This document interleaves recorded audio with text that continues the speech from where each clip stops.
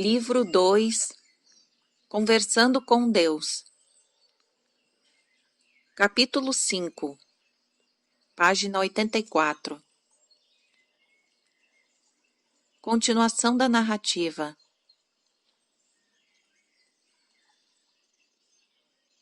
Agora, o autor falando. No primeiro livro, o Senhor prometeu explicar o livro 2, uma longa lista de coisas mais amplas, como o tempo e o espaço, o amor e a guerra, o bem e o mal, e considerações geopolíticas planetárias de ordem mais elevada. Também prometeu explicar mais detalhadamente as experiências humanas do sexo. Deus. Sim, eu prometi tudo isso. O livro 1 tratou de dúvidas mais pessoais de sua vida como indivíduo. O livro 2 trata de sua vida coletiva no planeta. O livro 3 conclui a trilogia com as maiores verdades, a cosmologia, todo o quadro, a jornada da alma. Juntos, eles contêm meus melhores conselhos atuais e minhas informações sobre tudo, de amarrar os seus sapatos a compreender o seu universo. O autor. O Senhor disse tudo o que tinha a dizer sobre o tempo? Deus. Disse tudo o que você precisava saber. Não há um tempo. Todas as coisas existem simultaneamente. Todos os eventos ocorrem de uma vez. Este livro está sendo escrito e, enquanto isso, já está escrito. Já existe. De fato, é onde você está obtendo todas estas informações no livro que já existe. Está meramente dando-lhe forma. É o que significa: antes mesmo de pedirem, eu já terei concedido. O autor. Todas estas informações sobre o tempo parecem bem interessantes, mas um tanto esotéricas. Podem ser aplicadas à vida real? Deus. Uma verdadeira compreensão do tempo lhe permite viver muito mais em paz dentro de sua realidade de relatividade, em que o tempo é experimentado como um movimento, um fluxo, em vez de uma constante. É você que se move, não o tempo. O tempo não tem movimento. Há apenas um momento. Em algum nível, você compreende muito bem isso. É por esse motivo que, quando algo realmente magnífico ou significativo ocorre em sua vida, frequentemente diz que é como se o tempo tivesse parado. Ele para. E quando você também para, com frequência experimenta um desses momentos que marcam a vida. O autor. Eu acho difícil acreditar nisso. Como pode ser possível? Deus. Sua ciência já o provou matematicamente. Foram criadas fórmulas que mostram que se você entrasse em uma nave espacial e voasse para longe o suficiente bastantemente rápido, poderia voltar em direção à Terra e ver-se levantando voo. Isso demonstra que o tempo não é um movimento, mas um campo através do qual se move. Nesse caso, na nave espacial, Terra. Vocês dizem que são necessários 365 dias para completar um ano. Contudo, o que é um dia? decidiram, a meu ver, arbitrariamente, que um dia é o tempo e que a sua nave espacial leva para dar volta completa em seu eixo. Como sabem que essa volta é dada? Não podem senti-la movendo-se. Escolheram um ponto de referência no céu, o Sol. Dizem que é preciso um dia inteiro para dar a volta na nave espacial em que estão e ficar de frente para o Sol, afastar-se dele e depois encará-lo de novo. Dividiram esse dia em 24 horas, mais uma vez arbitrariamente. Poderiam simplesmente ter dito 10 ou 73. Então dividiram cada hora em minutos.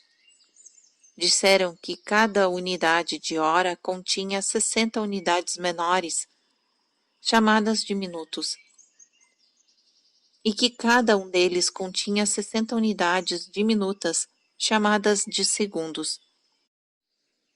Um dia, notaram que a Terra não só girava, como também voava. Viram que se movia através do espaço ao redor do Sol. Vocês calcularam cuidadosamente que eram necessários 365 voltas da Terra para a própria Terra girar ao redor do Sol. Esse número de voltas da Terra chamaram de ano. As coisas ficaram um pouco confusas quando vocês decidiram que queriam dividir um ano em unidades menores que um ano, mas maiores que um dia.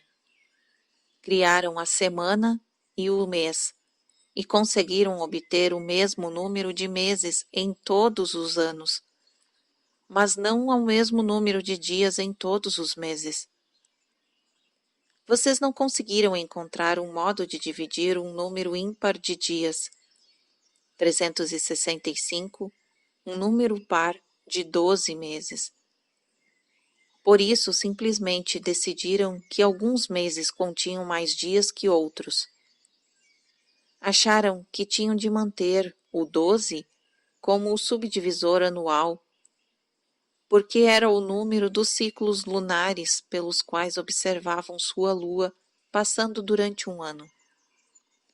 Para conciliar esses 3 eventos espaciais, as voltas ao redor do Sol, os giros da Terra em seu eixo e os ciclos lunares, vocês simplesmente ajustaram o número de dias e dos meses.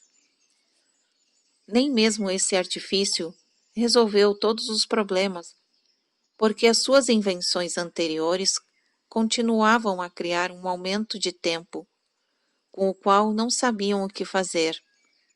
Então, também decidiram que ocasionalmente um ano teria de ter um dia inteiro a mais. Vocês o chamaram de ano bissexto e acharam graça nisso, mas de fato vivem de acordo com essa construção. E então, você acha a minha explicação de tempo inacreditável. Com a mesma arbitrariedade, vocês criaram décadas e séculos, baseados curiosamente em múltiplos de 10, não de 12, para medir melhor a passagem do tempo. Mas o que vocês realmente fizeram foi apenas inventar um modo de medir os movimentos através do espaço. Assim, vemos que não é o tempo que passa, mas os objetos que passam e giram em um campo estático que vocês chamam de espaço. O tempo é simplesmente o seu modo de contar movimentos. Os cientistas compreendem muito bem essa conexão e por isso falam em termos do contínuo espaço-tempo. Seu doutor Einstein e outros perceberam que o tempo era uma construção mental, um conceito relacional. Era o que era relativamente ao espaço que existia entre os objetos. Se o universo está se expandindo e está, então hoje é preciso mais tempo para a Terra dar uma volta ao redor do Sol do que era preciso 1 bilhão de anos atrás. Há mais espaço para cobrir. Portanto, foram necessários mais minutos, horas, dias, semanas, meses, décadas e séculos para todos esses eventos cíclicos ocorrerem recentemente do que em 1492. Quando um dia não é um dia? Quando um ano não é um ano? Agora, seus novos e altamente sofisticados instrumentos de cronometragem registraram essa discrepância de tempo, e todos os anos os relógios de todo o mundo são ajustados para acomodar um universo que não para. É o que chamam de hora de Greenwich. Einstein especulou que se não era o tempo que se movia, mas ele que se movia através do espaço em uma determinada velocidade. Tudo o que tinha de fazer para alterar o tempo era mudar a quantidade de espaço entre os objetos, ou a velocidade na qual se movia através do espaço de um objeto para o outro. Essa era a sua teoria geral da relatividade, que aumentou a compreensão moderna da correlação entre tempo e espaço. Agora, você pode começar a entender por que, se fizer uma longa jornada através do espaço e voltar, pode ter envelhecido apenas 10 anos, enquanto seus amigos na Terra terão envelhecido 30. Quanto mais longe você vai, mais modifica o contínuo espaço-tempo e diminui as suas chances quando volta de encontrar vivo na Terra quem estava lá quando partiu. Contudo, se em um tempo futuro os cientistas na Terra descobrissem um modo de arremessar-se mais rápido, poderiam enganar o universo e ficar em sincronia com o tempo real na Terra, voltando para descobrir que havia se passado o mesmo tempo na Terra que na nave espacial. Obviamente, se fosse possível mais propulsão, poder-se-ia voltar para a Terra antes de levantar voo. Isso quer dizer que o tempo na Terra passaria mais devagar que o tempo na nave espacial. Você poderia voltar em 10 dos seus anos, e a Terra teria envelhecido apenas 4. Agora, encontre uma dobra no tecido do espaço. Einstein e os outros acreditavam que essas dobras existiam e estavam certos. E será subitamente arremessado no espaço em um momento infinitesimal. Esse fenômeno tempo-espaço poderia literalmente fazê-lo voltar no tempo.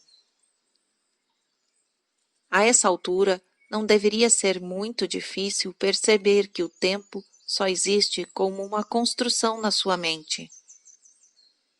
Tudo o que já aconteceu e acontecerá está acontecendo agora.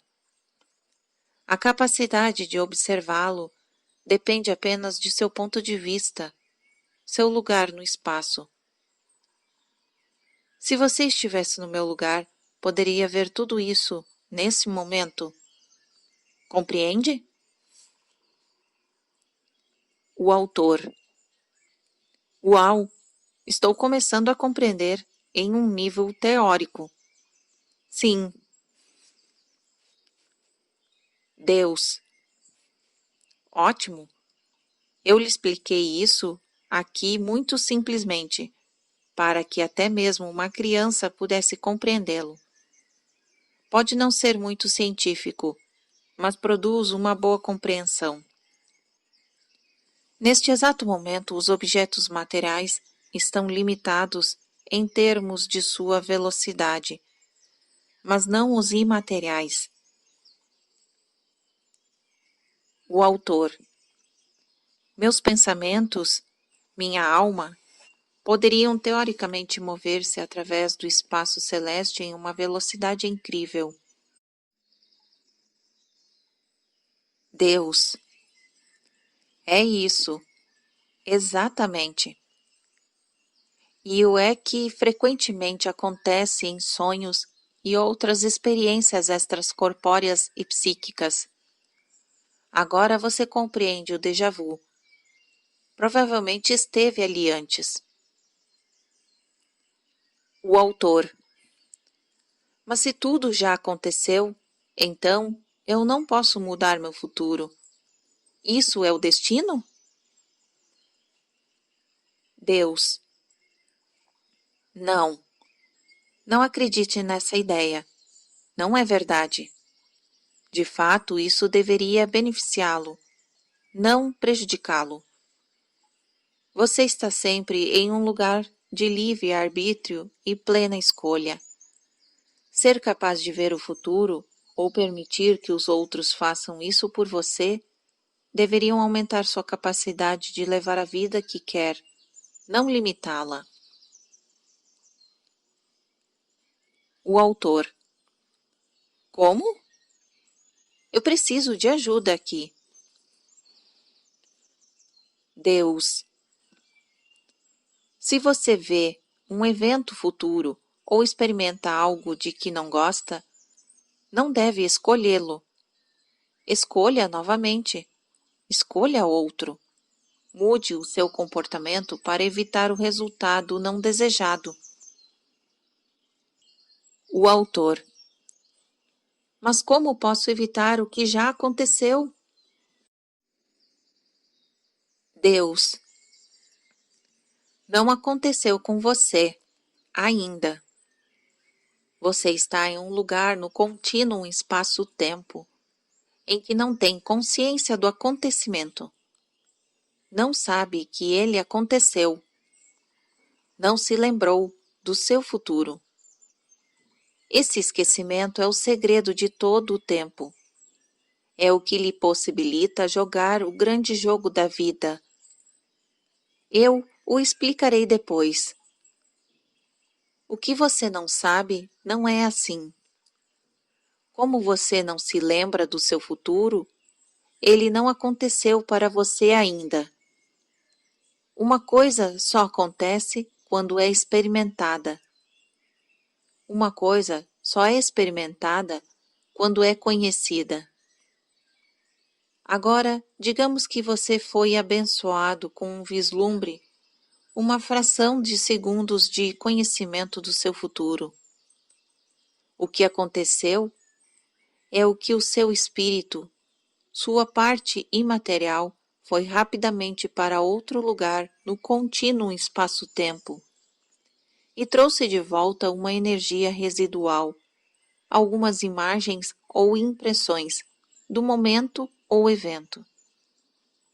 Você pode sentir essas coisas, ou às vezes alguém que desenvolveu um dom metafísico pode sentir ou ver essas imagens ou energias que o cercam.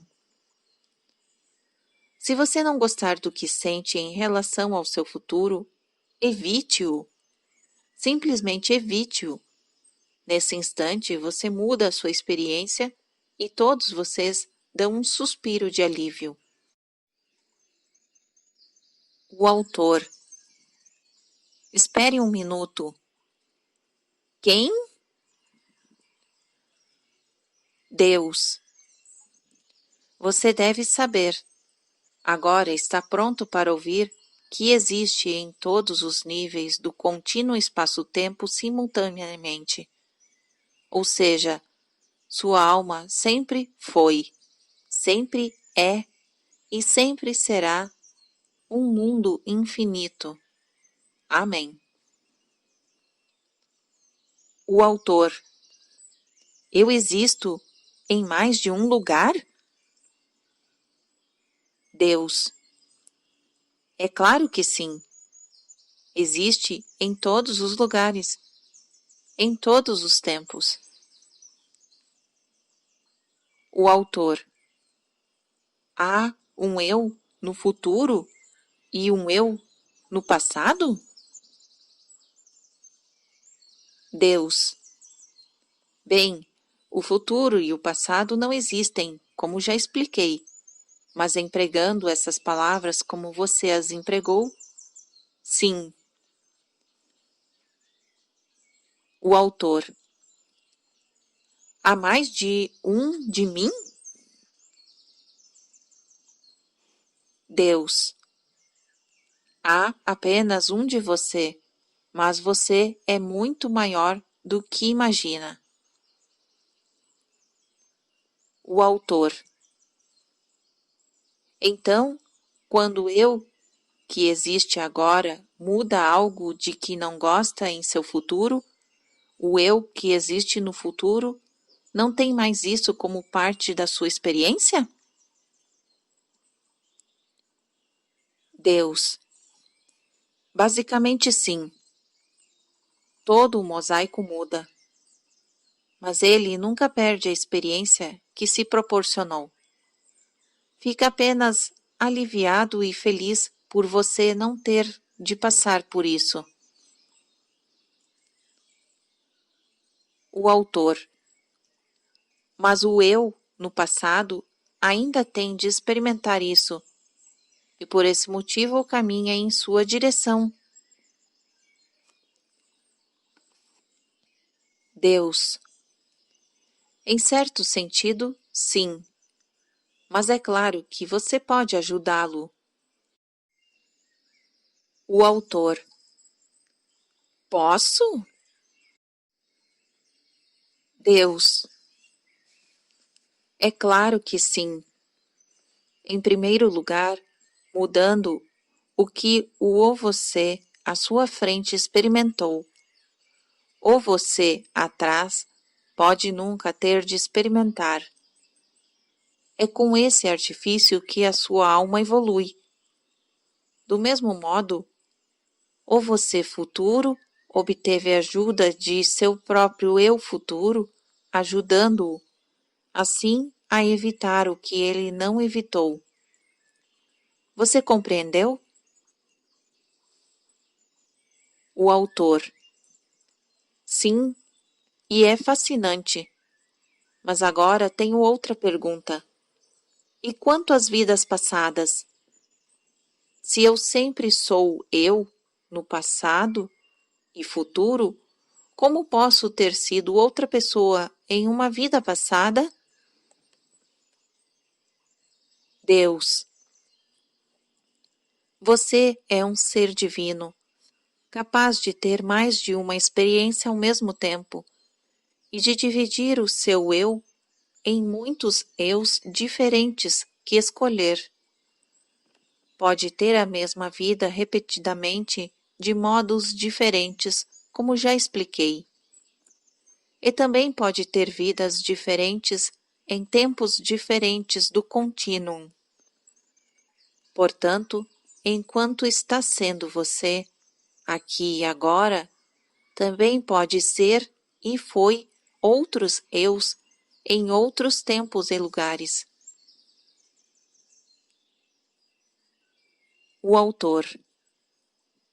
Puxa vida, isso fica cada vez mais complicado. Deus. Sim, e você de fato tocou somente na superfície aqui. Saiba apenas que é um ser em proporção divina, que não conhece limitações. Uma parte de você está escolhendo conhecer-se como a sua identidade experimentada atualmente. Contudo, esse não é nem de longe o limite do seu ser, embora você ache que é. O autor. Por quê?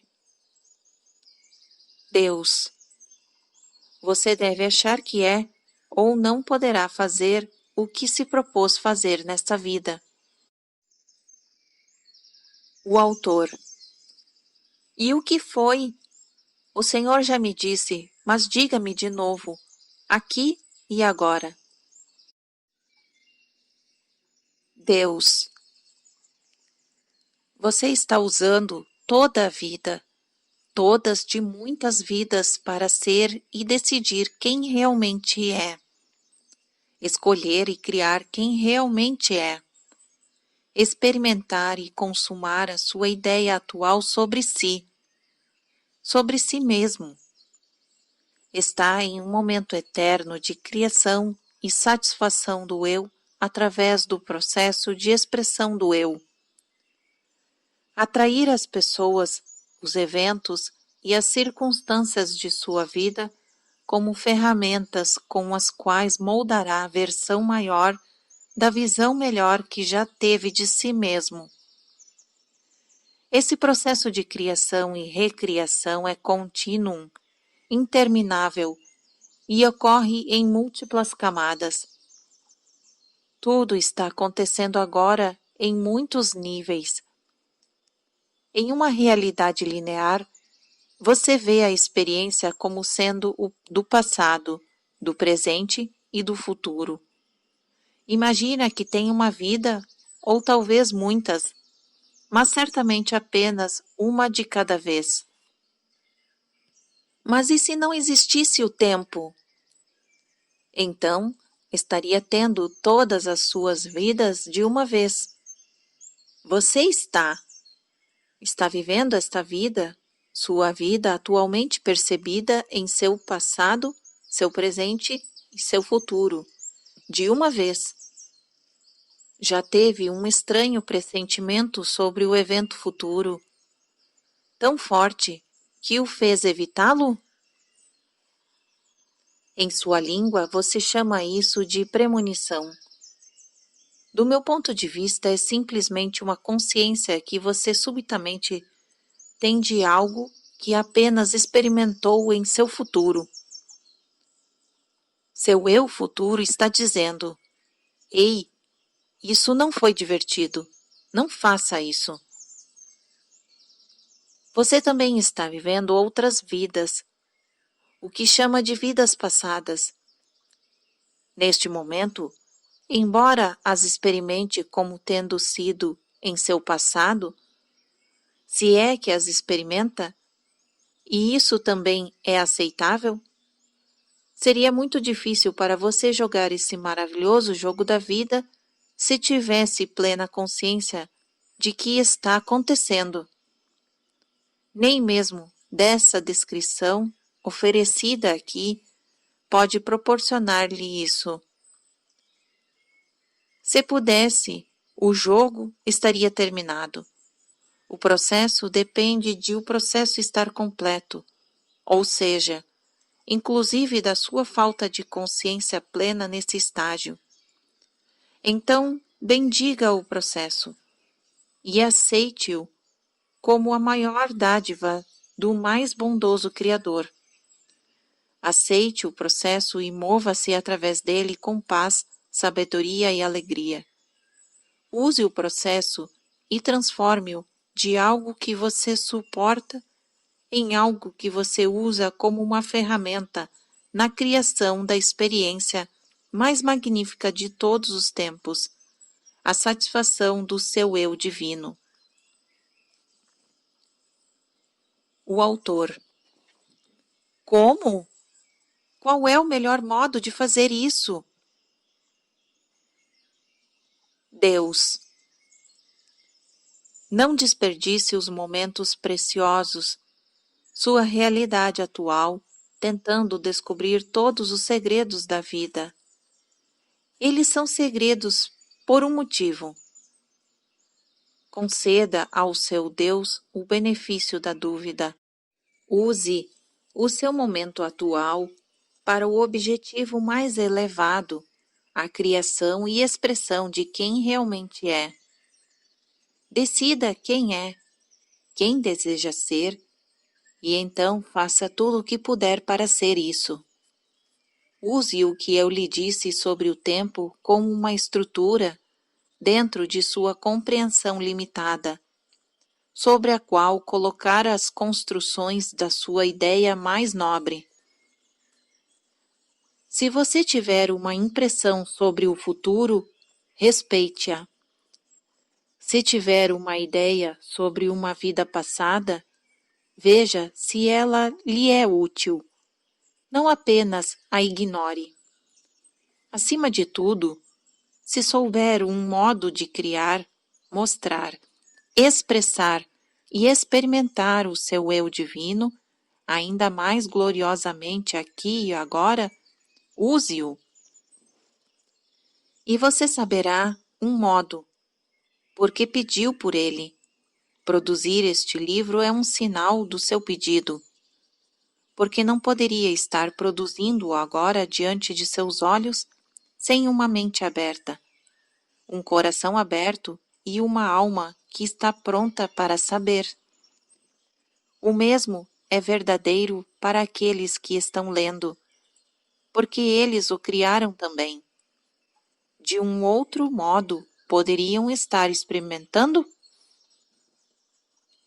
Todos estão criando agora tudo o que está sendo experimentado, o que é outro modo de dizer que eu estou criando agora tudo o que está sendo experimentado, porque eu sou todos. Está percebendo a simetria aqui? Está vendo a perfeição? Está tudo contido em uma única verdade. Há apenas um de nós.